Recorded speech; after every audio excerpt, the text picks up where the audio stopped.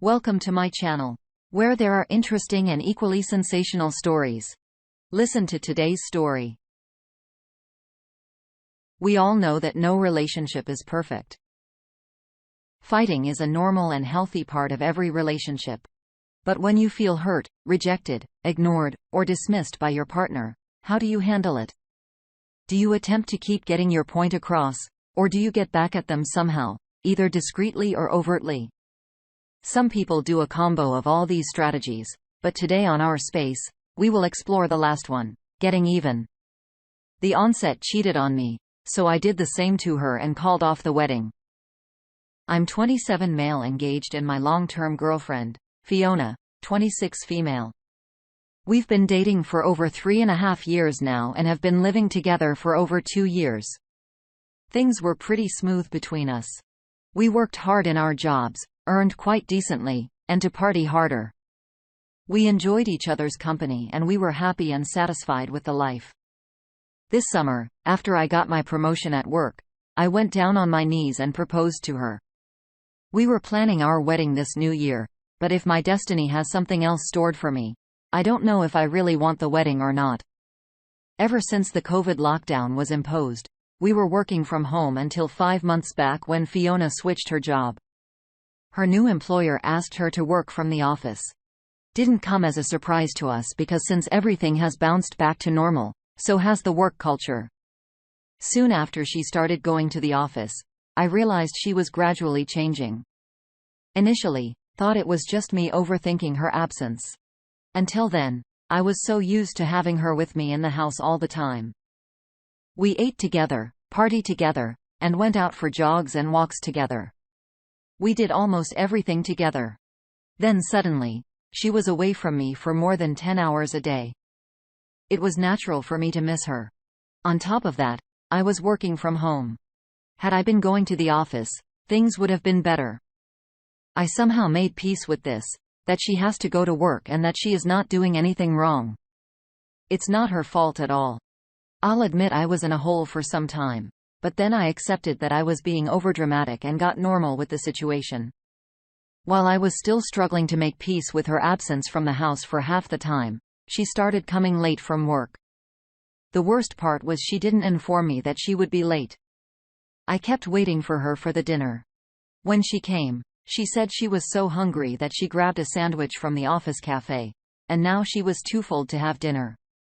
She put her hectic work for her late coming. She didn't lie about it, though. Her work was actually hectic. I saw her busy in the office calls until midnight. Her work became so hectic that she stopped doing any household chores except for some cleaning work on Saturdays. For the 10 to 11 hours of the day, she was at the office. And for the remaining hours in the evening, she was still busy doing office work.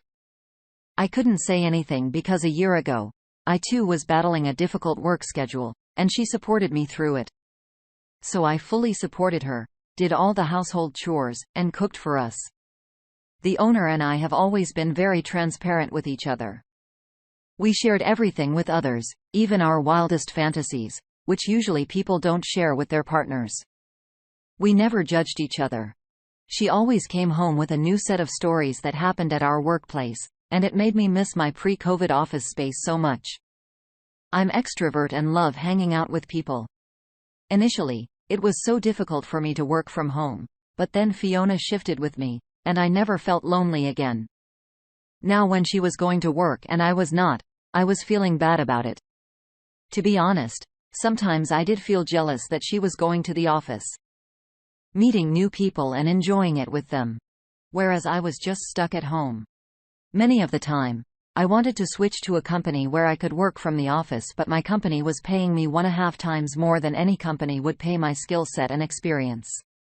Besides, I was and still am working for one of the most reputed companies in the Bay Area. It was meaningless and stupid to leave such a good workplace just to get rid of loneliness at home.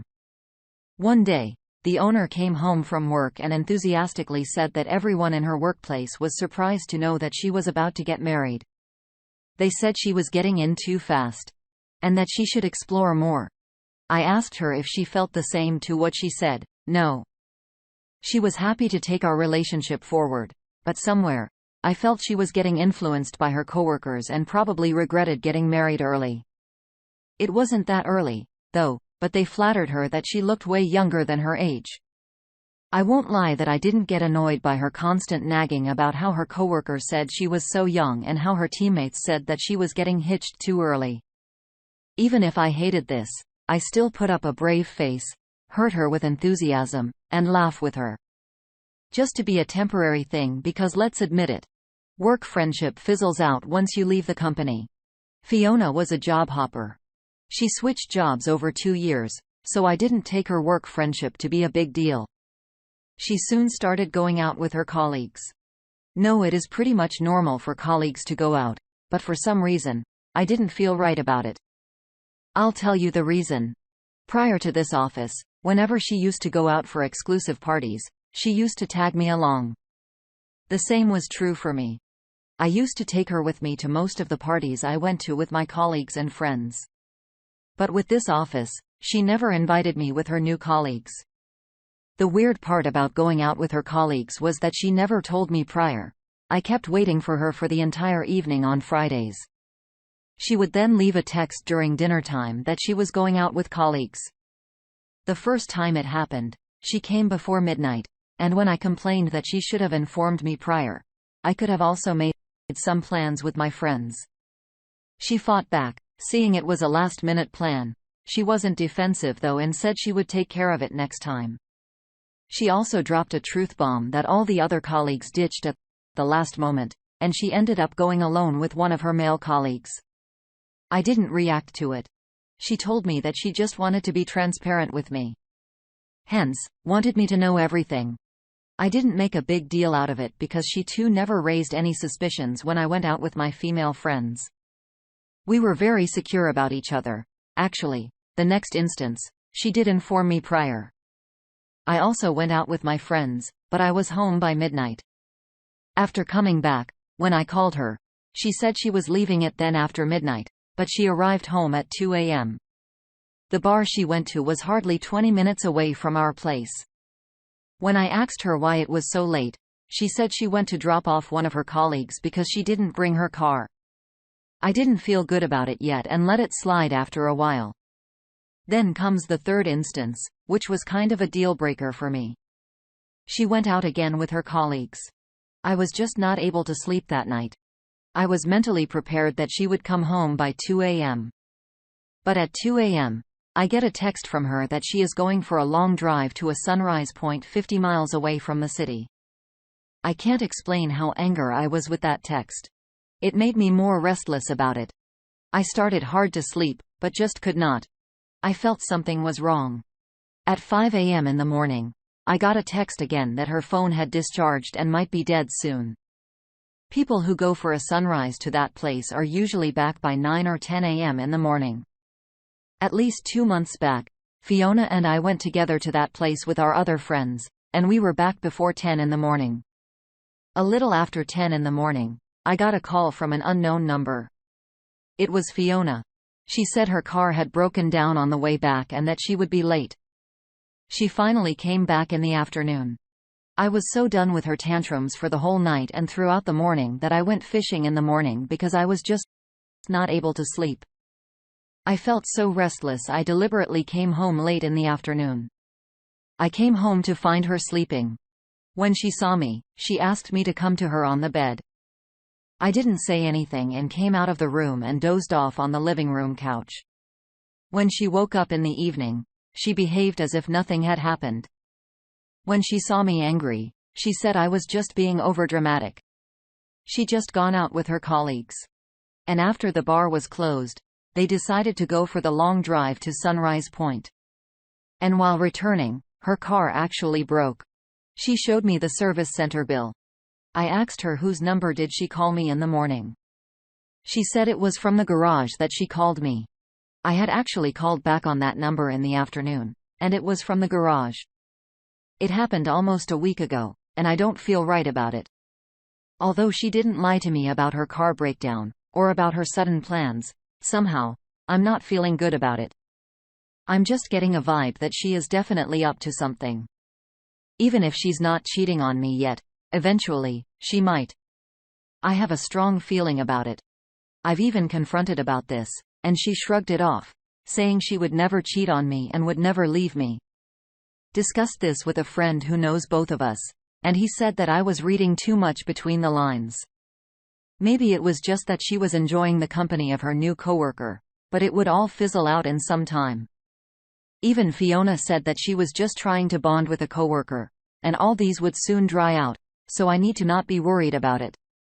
My friend even said that I was getting insecure in the relationship and that I was too emotionally dependent on Fiona. I have never been an insecure person, but these instances are making me go crazy. I came here to this space to get some neutral perspective from the strangers. Apologies if the post got too long, but I added the details so that people get a complete perspective of my situation. Are these red flags, or have I just been jealous that she's enjoying her life while I'm just stuck at home waiting for her? One thing I definitely realized is that I made my life centered around her, which I have to fix. I need to own my happiness. Anyone experienced in similar situations would love to get some advice. Thanks. You have every right to be angry and suspicious of her behavior. Anytime someone starts to mention how their coworker says this or their coworkers say that, they're already cheating. This is just a way their subconscious tries to confess their infidelity. People hide things in plain sight. Long story short, she's definitely cheating on you. She went to drop her male coworker off and then went to go see the sunset. And then her car just happens to break down. Give me a break. Update 1. No, I posted not garner a lot of attention, but people who showed concern and gave me some valuable advice. Here's an update. For people to do this thread, it is about my long-term girlfriend cheating on me, and since then, I have stopped thinking about having any future with her. We were supposed to get married this new year. So as I mentioned, I wasn't feeling very good about Fiona loitering the whole night with her colleagues. The more I got frustrated with her new profound hobby, the more she started going out.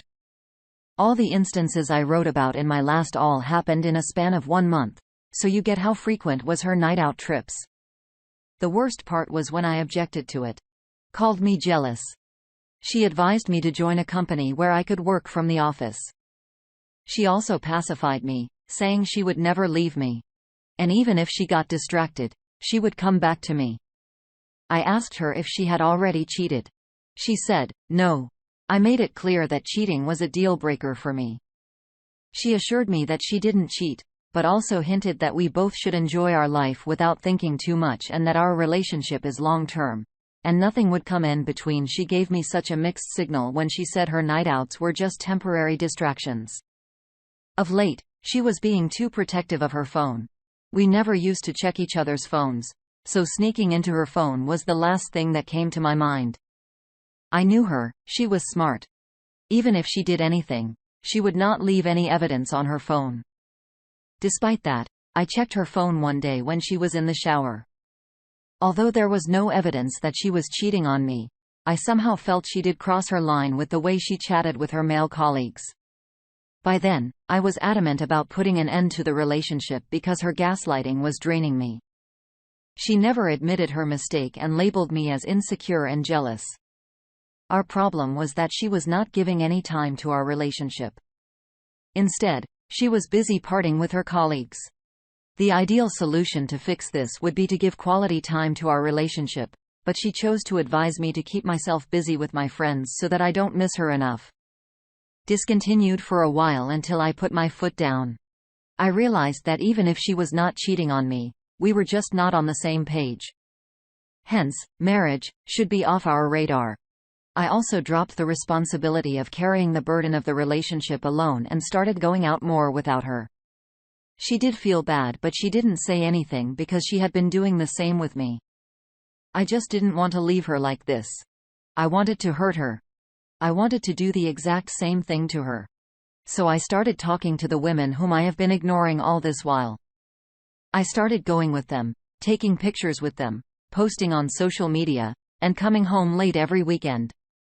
I didn't hide anything from her and let her see whatever I was doing. There was this woman. Let's call her Amy.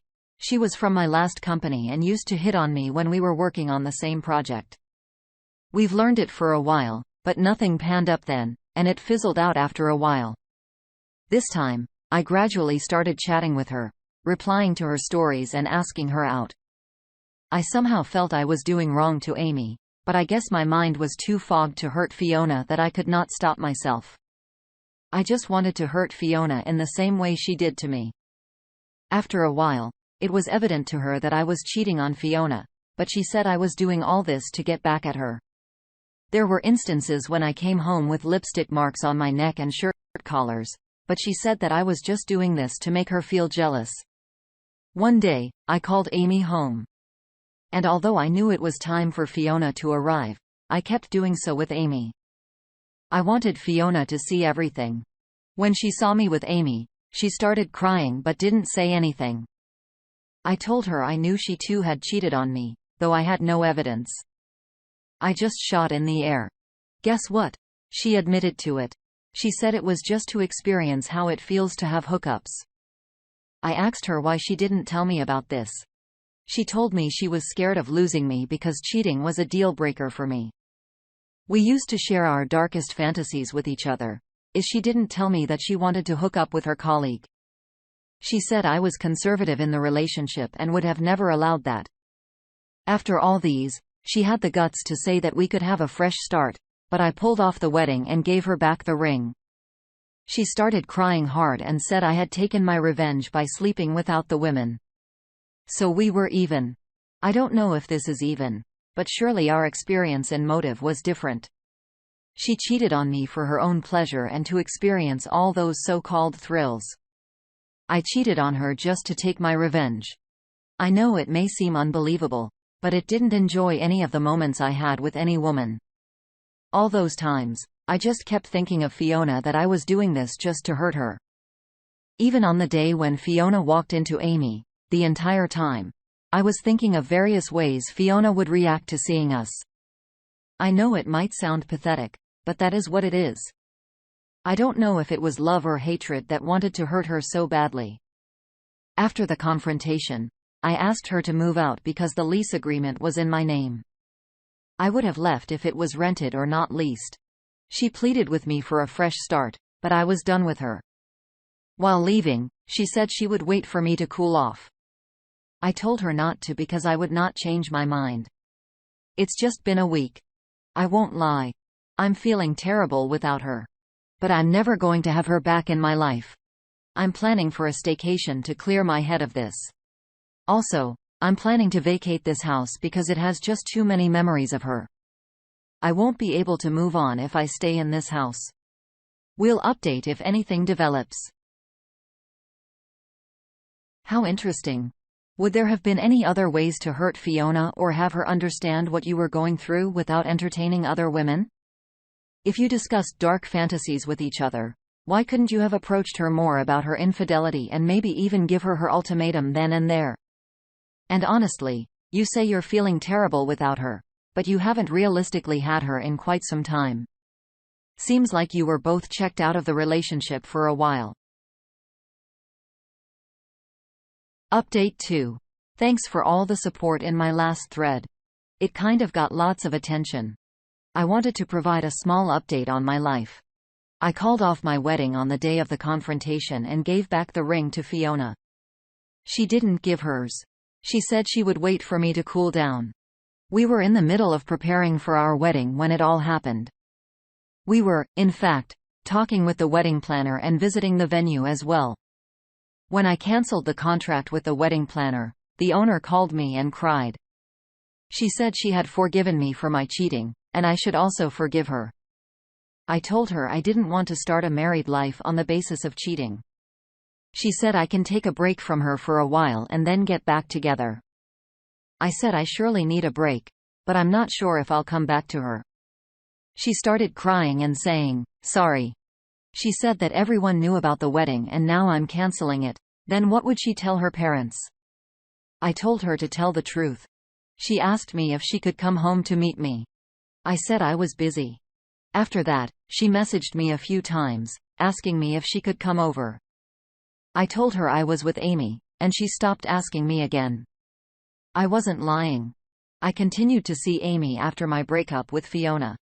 Amy wasn't looking for a serious relationship, and neither was I. We both are just having a good time together. That's it. I'm traveling to Alaska for a month-long staycation. I hope that will help me move on with my past. I still think of my good days with Fiona and wonder where it went wrong. I don't know whose fault it was.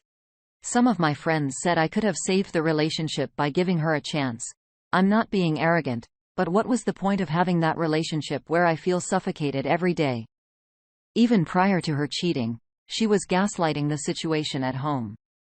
She ignored our problems and never tried to fix them. Any relationship takes two people to sustain, but in my case, I felt I was just running it alone for the last many months. Thank God. I spotted the red flags just at the right time before it was too late. I hope I come out of this stronger.